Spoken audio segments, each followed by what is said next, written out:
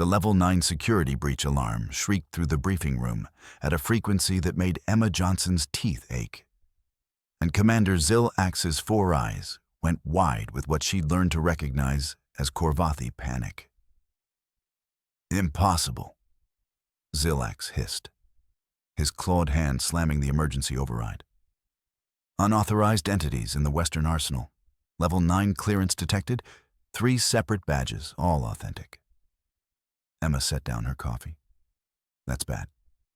That's extinction-level bad," snapped Security Chief Kael'thas, her scales flashing red as she burst through the door. "Level 9 grants access to planetary defense codes, classified weapons specifications, diplomatic intelligence that could collapse treaties. We have maybe 90 seconds before the Galactic Security Council demands we terminate the breach with extreme prejudice." The holographic display erupted with data streams. 3 biosignatures moving through restricted zones, each tagged with valid Level 9 authorization. Emma leaned forward, squinting at the readings. "Those life signs look really small," she said. "Stealth infiltrators." Kael'thas spat. "Shapeshifters, possibly. Or some new weapon we haven't categorized. Security teams are converging now with lethal authorization." "Wait." Emma stood up as the display zoomed in on the thermal signatures. "How small are we talking?" "Irrelevant," Zilax growled, but his secondary eyes flickered to the readings. "Mass indicates no. No, that can't be right." The emergency channel crackled to life. "Commander Zilax, this is Central Command. We have confirmed breach at 14 facilities simultaneously. Intruders possess authentic Level 9 credentials. Authorization granted for immediate neutralization. Repeat, lethal force authorized." "Copy that," Kael'thas said, reaching for her sidearm. "Teams are 30 seconds out." Emma heard them then. Tiny footsteps. Soft, clicking sounds. A whimper that made every maternal instinct in her body snap to attention. She turned around. 3 Korvathi cubs. She'd seen pictures during the cultural briefing, but God, they were tiny. Stood in the doorway. Their fur was the soft gray of youth, their eyes enormous and terrified. Each one clutched a glowing security badge in their small paws, like kids holding tickets to a theme park they'd gotten separated in. "Contact!" Kael'thas shouted, weapon drawn. "Intruders in briefing room. How did they—" Emma moved without thinking, stepping between the security chief and the cubs. "Put that down. Ms. Johnson, step aside. Those are unauthorized. Those are babies." Emma held her ground as the cubs made frightened clicking sounds behind her. "Look at them. They're terrified." Zilax's translator tablet was shrieking alerts. "The badges are authentic. Biosignatures match. Encryption keys valid. This is impossible. Level 9 certification requires 47 standard cycles of training, psychological evaluation, combat trials. These cubs are barely 3 cycles old." 3 years old, Emma said flatly. "You're pointing a gun at 3-year-olds. They have access to weapons-grade military intelligence." Kael'thas's voice pitched higher. "Planetary defense systems. One wrong door and they could trigger containment failures that would kill thousands." The cubs whimpered again. Emma felt small paws clutch at her jacket. "Security teams in position." A voice crackled over comms. "Awaiting authorization to engage."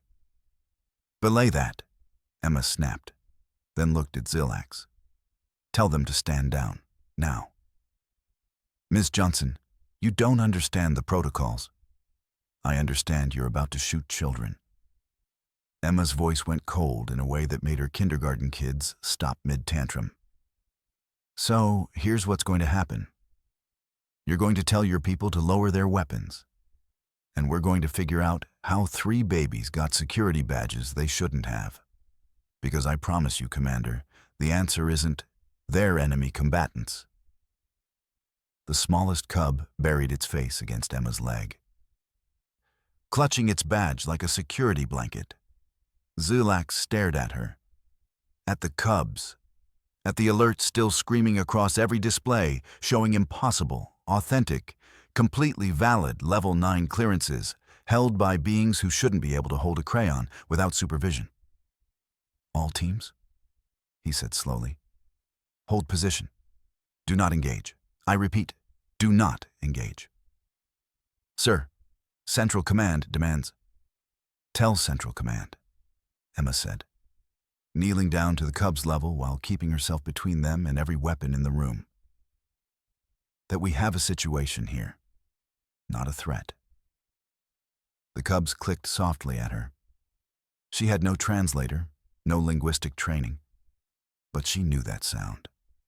Every teacher knew that sound. They were asking for their mom.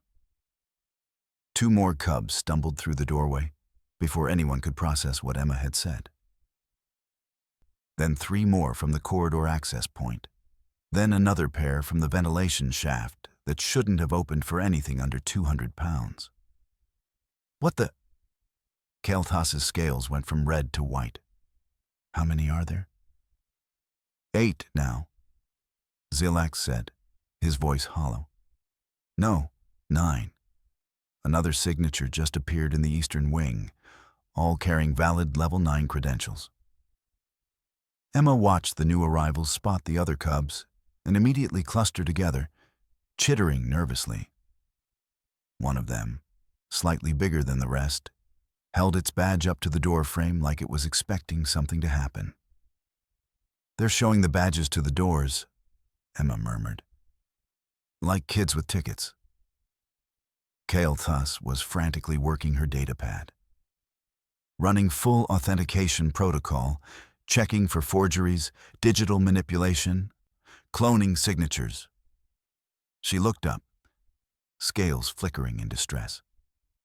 "They're all legitimate. Every single badge. Unique biolocks, unaltered encryption, proper authorization chains. These aren't hacked. These aren't forged. These are real." "That's impossible," Zulax said.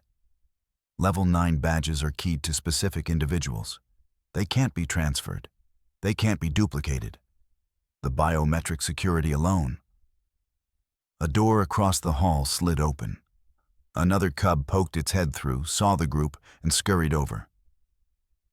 "Make that 10, Emma said, then softer to the cubs. "Hey, sweethearts, it's okay. Nobody's going to hurt you." The cubs clicked and whistled at her. One reached up with tiny paws, and Emma automatically lifted it into her arms. It was surprisingly light, all soft fur and big frightened eyes. "Miss Johnson, please step away from the..." Kael'thas started. The emergency channel erupted. "All stations, this is Galactic Security Central. Confirmed simultaneous breaches at 14 facilities across 4 sectors. Juvenile Korvathi with active Level 9 clearances. Request immediate situation reports and containment status." 14 facilities, Zulax repeated. He looked like his worldview was physically crumbling. "This isn't a breach. This is a system-wide security failure." "Running deactivation protocols," Kael'thas said, claws flying across her interface. "Authorization code Alpha 79er, rejected. Override command Beta 3, access denied." What the hell? She looked at Zulax. "Sir, the badges aren't responding to deactivation commands. Try physical removal," Zulax ordered. Kael'thas reached for the nearest cub's badge. The moment her claws touched it, every alarm in the facility screamed, and the badge emitted a piercing shriek that made the cub wail in distress. "Countermeasure triggered," Kael'thas hissed, jerking her hand back. "Badges are reading removal attempts as theft. Standard protocol would be..." "Stunning the thief," Emma finished, pulling the crying cub closer. "You're not stunning children. Miss Johnson, you don't understand. I understand fine. Emma's voice could have frozen plasma. You built a security system so smart, it can't tell the difference between a terrorist and a toddler. More cubs were appearing now, drawn by the sounds of the others. They clustered around Emma's legs, clicking frantically. She knelt down, still holding one, and the others pressed close. Where are your parents? She asked gently. How did you get here? Babies? The cubs whistled and clicked. Emma tilted her head, listening. They're saying something about the scary doors, she said slowly. And looking for Mama? Zilax's translator tablet was silent. He stared at Emma. You don't have a translator. What? You have no translator device. No linguistic training in Korvathi dialects. Our species has been in contact with humans for less than a standard cycle. His 4 eyes were all locked on her now. You shouldn't be able to understand a single click they're making. Emma looked down at the cubs, then back at Zilax. I mean, they're scared kids looking for their mom. That doesn't need a translator. That is not how language works, Kael'thas said. But her voice had lost its edge.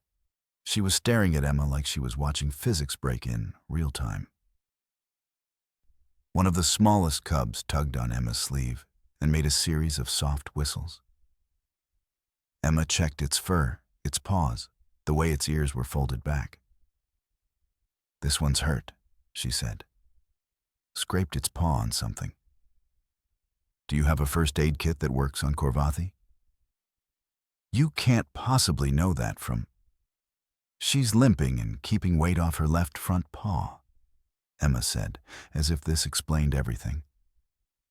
And she's doing that thing kids do when they're hurt, but trying to be brave. Someone get me a bandage.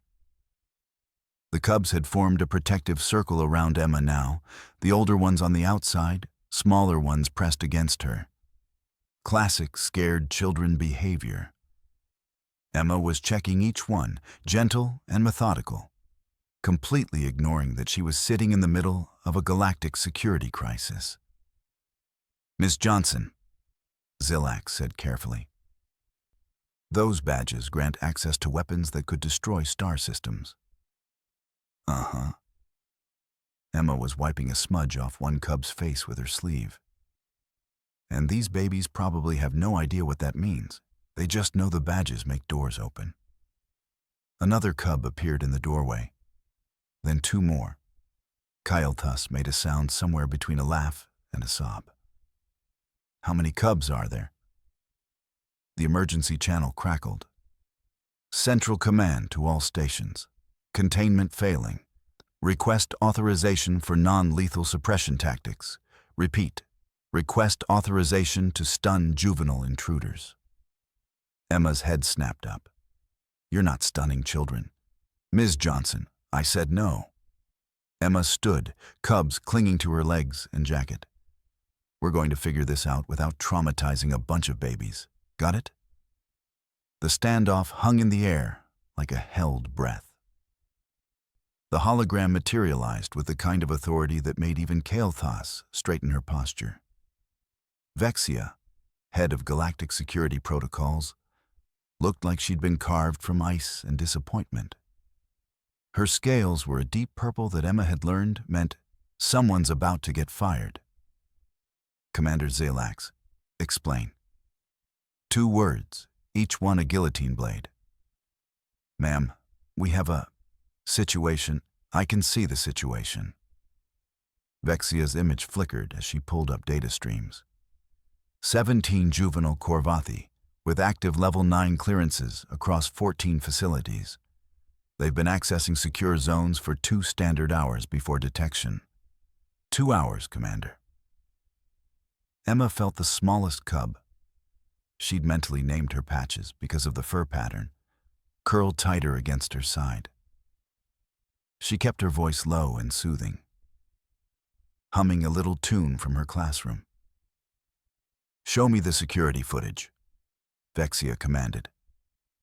The holographic display expanded. Emma watched the cubs' journey through the facility play out in fast forward. 3 cubs in the weapons testing lab, batting at suspended plasma rifles like they were mobiles. 5 more in the war simulation room. One had apparently sat on a control panel and activated a historical battle scenario from the Kreenor conflict. 2 cubs wandering through an active classified strategy session, completely unnoticed, one of them chewing on what looked like a data chip. "Sweet mother of," Kael'thas whispered. "That's the Western Alliance defensive positioning for the next solar cycle." "They didn't need it," Emma said, still braiding the fur on Patches' head into a tiny plait. "Kids put everything in their mouths. It's normal." "Normal?" Vexia's voice could have flash-frozen a sun. "Commander, how did 17 cubs obtain Level 9 clearances? How did they activate them? How did they access zones that should have required not just the badges, but retinal scans, genetic verification, and intentional authorization codes?" "We're still investigating. They're looking for their mom," Emma said, finishing the braid and moving to the next cub. Every alien in the room, holographic or physical, turned to stare at her. "Excuse me?" Vexia said. "Their mom. Or moms, I guess, depending on how many families we've got here." Emma pointed at a cub holding up its badge to another door. "See? They think the badges are like magic tickets. Touch the badge to the door opens, maybe mom is inside." "That's not how the badges work," Zilak said, but his voice was weak. "Miss Johnson," Vexia said with the patience of someone explaining orbital mechanics to a rock, "Level 9 badges require intentional authorization. The bearer must consciously activate the badge, input a personal code, and maintain active biometric verification. They are foolproof." Emma looked at the cubs clustering around her, at least 20 now, each one clutching a glowing badge. Well, clearly they're not foolproof, because the babies fooled them. The silence was deafening.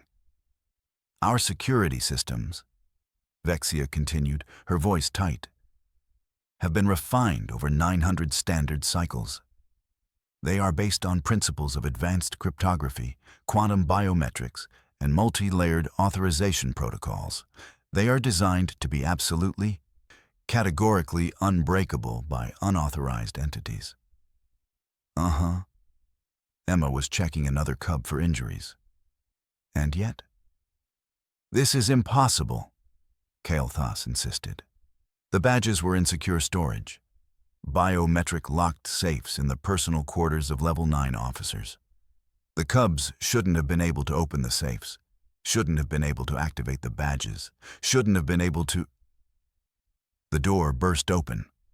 2 adult Korvathi rushed in, their fur standing on end in distress.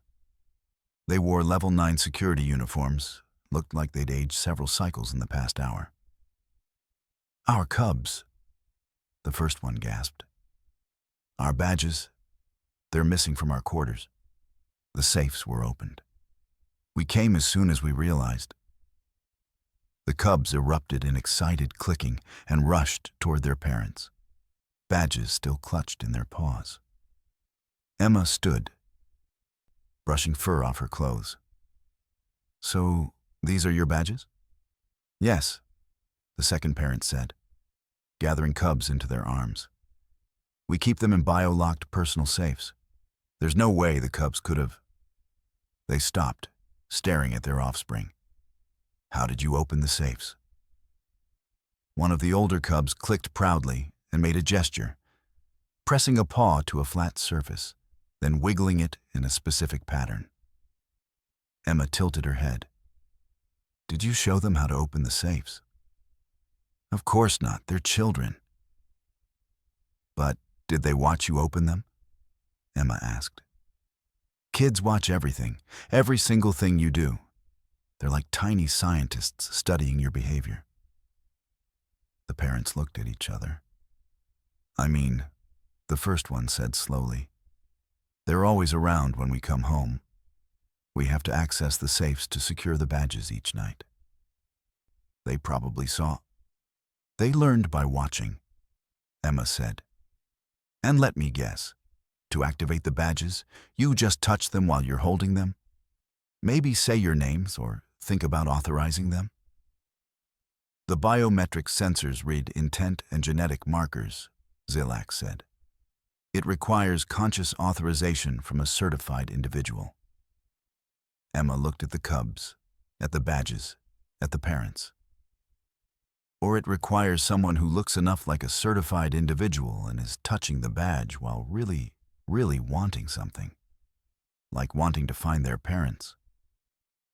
Vexia's hologram flickered. "You're suggesting these cubs mimic their parents' biosignatures well enough to fool quantum-level security verification." "I'm suggesting," Emma said, "that your security system assumed anyone who could mimic the right biosignature must be authorized. It never occurred to you that someone's kids might be able to copy them that well. The implications hung in the air like a suspended detonation. They're genetically similar," Kylthos whispered. "Parent and offspring share significant biomarkers. If the cubs watched the authorization process, learned the physical movements, and the system read their genetic similarity as close enough, then you built a security system," Emma finished, "that opens for anyone who asks nicely enough. And toddlers are really good at asking nicely when they want something." Vexia looked like someone had just proven math was a lie. "Here's a thought," Emma said, digging through her bag. "Maybe stop making your security system smarter than the babies trying to beat them." Vexia's hologram solidified into something approaching physical rage. "I beg your pardon? Look, I get it. You wanted foolproof security." Emma pulled out a pack of fruit snacks. She always kept them for emergencies. "But you built genius-proof security. These cubs aren't geniuses. They're just kids who wanted their parents. The system is designed to detect and prevent unauthorized access through advanced..." Yeah, quantum whatever." Emma unwrapped a fruit snack. 20 pairs of cubs' eyes locked onto it with laser focus. But here's the thing. The cubs didn't hack anything. They didn't break the system. The system saw someone who looked like an authorized person, acting like they really needed to get through a door, and said, "Sure, come on in." She held up a fruit snack. The nearest cub dropped its badge and reached for it. "On Earth, we figured this out a few thousand years ago," Emma continued, trading snacks for badges one by one. "You don't make locks that are too smart. You make them child-proof. Big difference." "Child-proof," Vexia repeated, like the words tasted wrong. "Yep. Simple, physical. If you can't reach the top of the cabinet, you can't open it. If you can't read the label that says push and turn, you can't get in." Emma collected another badge. "You built locks that open if someone asks nicely enough. And toddlers?" She grinned. "Toddlers are really good at asking nicely when they want something." One of the cubs clicked sadly at Emma, still holding its badge. She knelt down to its level. "Sweetie, why did you take the badge? Tell me the truth." The cub whistled softly, pointing at the doors, then at its parent, then making a scared clicking sound. Emma's expression softened. "Oh, honey, you were scared because Mama kept disappearing through the scary doors." The parent made a choked sound. "We couldn't explain where we were going. Security protocols, we couldn't tell them about our work." "So from their perspective," Emma said gently, "you just kept vanishing through doors they couldn't follow you through. They got scared. They took your magic door openers to find you." She looked up at Vexia. They weren't trying to breach security. They were trying to find their parents. And your system read their distress signals, the biological markers of fear and need, as authorization patterns. That's... Kael'thas scrolled through data streams, her scales flickering. That's actually in the logs. Elevated stress hormones, increased heart rates, determination indicators. The system interpreted those as authorized personnel under duress requiring emergency access. Your security system, Emma said, was so sophisticated it became stupid. Vexia was silent for a long moment. When she spoke, her voice was hollow. You're telling me that our entire galactic security infrastructure, 900 cycles of development, quantum encryption, biometric authentication, systems that have prevented countless breaches, can be defeated by juvenile separation anxiety? And fruit snacks. Emma held up her now empty pack. I've got all the badges. She stood, cubs clustering around her, and started walking toward the parents. Here's what you do. Add time locks. If someone tries to use a badge more than once in 10 minutes, flag it. Add secondary verification, voice confirmation maybe, something cubs can't mimic. Add physical size sensors. If you're under 3 feet tall, the door doesn't open no matter what badge you have. These are... Zilax was taking notes. These are embarrassingly simple solutions. That's because the problem was embarrassingly simple, Emma said. She handed badges back to the parents, who were gathering their cubs with expressions of profound relief and mortification. You overcomplicated it. Humans learned a long time ago that if you want to keep kids out of something, you make it boring, hard to reach, and require adult-sized hands to open. Kael'thas was staring at her datapad. Humans have been dealing with security versus curious children for... how long? Since we figured out how to make locks, probably. Emma ruffled the fur on Patches's head. Every parent knows. If there's a way to get into something, a determined 3-year-old will find it, usually while you're in the bathroom. The cubs were calm now, reunited with their parents, holding onto Emma's hands as she walked them toward the exit. She was completely ignoring the fact that she'd just identified a vulnerability in galactic security infrastructure that could have started wars. Miss Johnson? Vexia said, and her voice had lost its edge. Your suggestions will require rewriting security protocols across all of Galactic Command. Cool. Emma checked her watch. Can someone show me where the cafeteria is? I promised these guys we'd get snacks after we found their parents. The cubs clicked happily. Zilax looked at Kael'thas. Kael'thas looked at the parents. The parents looked at their cubs, who were still holding Emma's hands like she was the most important person in the galaxy. The cafeteria is on level 3. Zilax said faintly. I'll escort you. Thanks. Emma smiled down at the cubs. Come on, kiddos. Let's get you some real food. Fruit snacks are great, but you need protein. She walked out like she hadn't just revolutionized galactic security by applying kindergarten teacher logic.